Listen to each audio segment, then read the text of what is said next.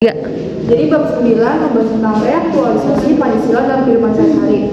Yang pertama, perlunya reaktualisasi Pancasila dalam kehidupan sehari-hari. Pancasila sebagai sistem etika sangat terkait dengan problem yang dihadapi bangsa Indonesia.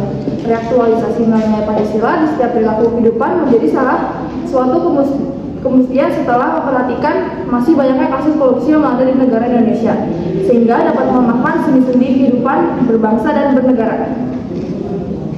Prinsip kedaulatan dan keutuhan reaktualisasi. Pancasila merupakan dasar negara yang menjadi pilar penjaga bangunan arsitektural di Indonesia. Reaktualisasi nilai-nilai Pancasila menjadi suatu kemestian untuk terus dilakukan seiring berjalannya dengan kondisi masyarakat yang terus berkembang di era globalisasi, sehingga nilai-nilai Pancasila tidak tergerus hilang oleh masuknya nilai-nilai luar di dalam perkembangan masa. Di sisi lain, Pancasila sebagai sistem etika dalam kehidupan politik untuk mengatur sistem penyelenggaraan negara. Internalisasi nilai Pancasila harus menjadi tuntunan bagi penyelenggara negara dan masyarakat berbangsa dalam melakukan reaktualisasi Pancasila di semua elemen kehidupan, terlebih lagi pada elemen generasi muda. 3. Reaktualisasi nilai-nilai ketuhanan yang Maha Esa. Bangsa Indonesia merupakan bangsa yang berketuhanan dan beragama. Hal ini menjadi titik ajaran moral dan dengan keyakinan serta niat untuk membangun kehidupan berbangsa di Indonesia. Atas keyakinan itu, bangsa Indonesia memberikan jaminan kebebasan pada setiap warga negaranya untuk memeluk agama dan beribadah sesuai dengan keyakinan dan kepercayaan masing-masing. Tiap orang berhak atas kebebasan meyakini suatu kepercayaan, menyatakan pemikiran, sikap sesuai dengan hati nuraninya, serta berhak atas kebebasan mengeluarkan pendapat. Aktualisasi dalam sila pertama diimplementasikan oleh setiap warga Indonesia dengan tidak memaksakan suatu agama dan kepercayaan yang diyakini oleh setiap warga negara, yang dimana agama tersebut telah resmi diakui di Indonesia. Selanjutnya ada yang keempat, reaktualisasi nilai-nilai kemanusiaan yang adil dan beradab. Dalam sila kemanusiaan yang adil dan beradab ini memiliki maksud bahwa setiap masyarakat memiliki persamaan derajat, hak dan kewajiban setiap masyarakat itu sederajat atau sama, sesuai harkat martabatnya sebagai makhluk Tuhan yang Maha Esa.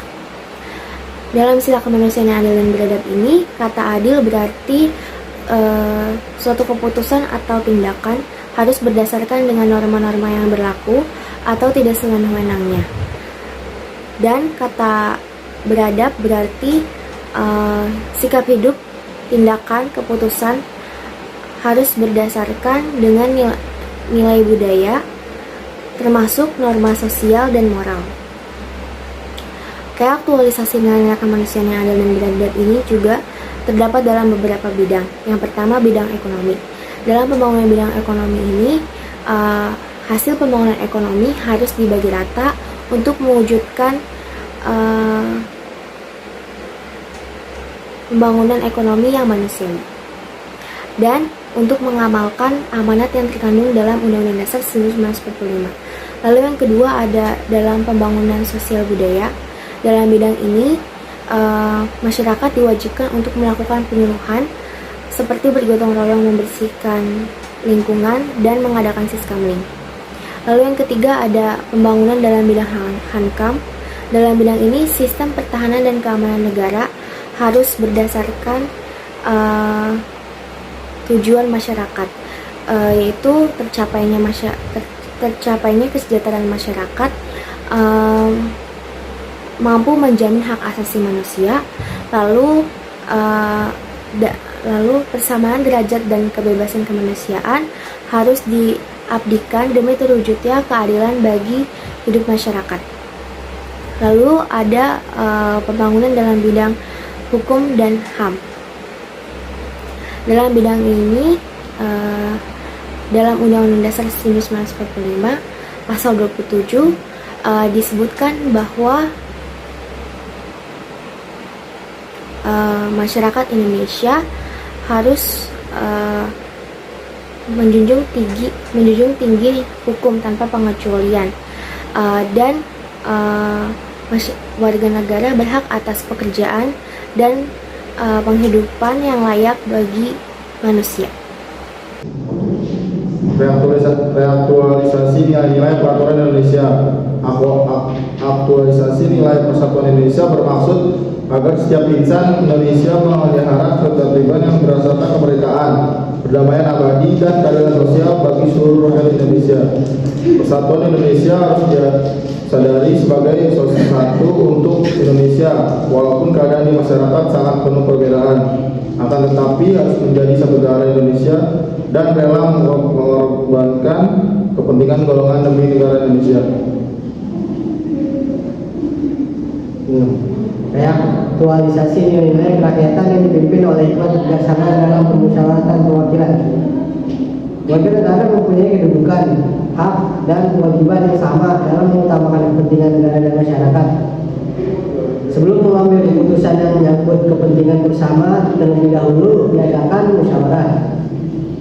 Keputusan yang diambil harus dapat dipertanggungjawabkan kepada Tuhan Yang Maha Esa, menjunjung tinggi harkat dan martabat manusia serta nilai-nilai kebenaran dan keadilan, dalam mengutamakan persatuan dan kesatuan demi kepentingan bangsa.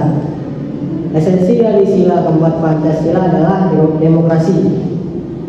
Demokrasi dalam arti umum yaitu pemerintahan dari rakyat, oleh rakyat, dan untuk rakyat.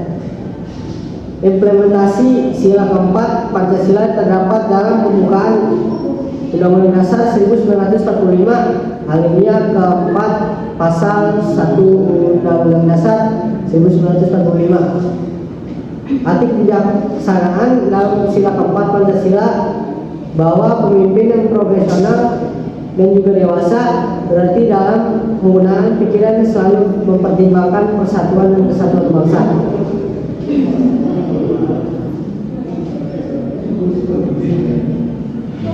Kepentingan rakyat dan dilaksanakan dengan sadar, jujur, dan bertanggung jawab, serta didorong oleh etikat baik sesuai dengan hati nurani.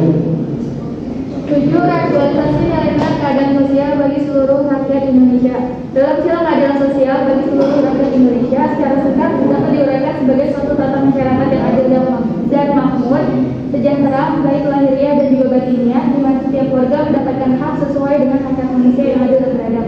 Aktualisasi dari nilai sila kelima Pancasila ini diimplementasikan dengan membangun perbuatan, mencerminkan sikap dan suasana kekeluargaan dan juga pengayoman, bersikap adil serta menjaga keseimbangan antara hak dan kewajiban.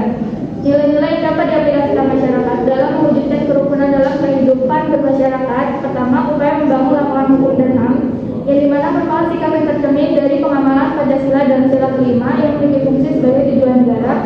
Kedua, membangun sikap adil terhadap sesama, seperti memberikan rakyat kedudukan yang sama dalam hukum dan memperlakukan setiap manusia tanpa pandang suku, ras, agama, dan jenis kelamin.